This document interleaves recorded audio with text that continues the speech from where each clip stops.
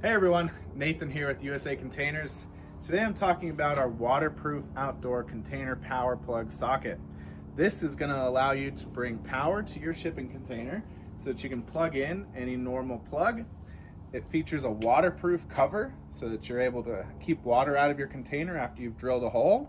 It mounts up flush with your container and covers up. You're going to plug into there, feed this wire through into your container, plug in anything you like. What we've done to install this so far, it's got a little cutter here in order to cut a 2-inch circle through our container wall. As soon as we've done that, we're able to feed our socket through.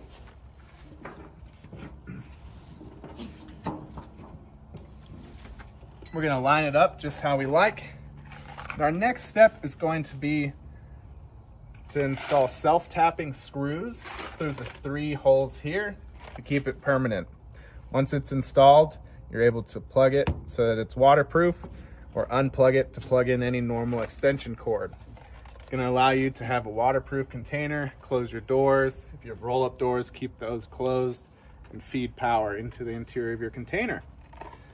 That allows you to use anything from lights, fans, heaters, whatever you need for whatever time of year it is and the weather that it presents to you. You can get started with drilling these holes to finish this installation.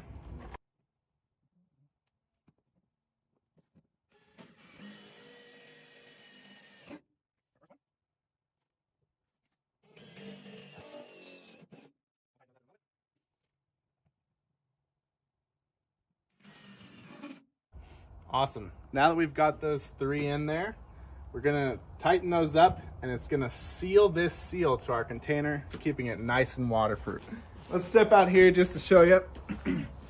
Like I said, any normal extension cord, you can run it from your house. If you have power down where your container is, you can now come over here, open this up,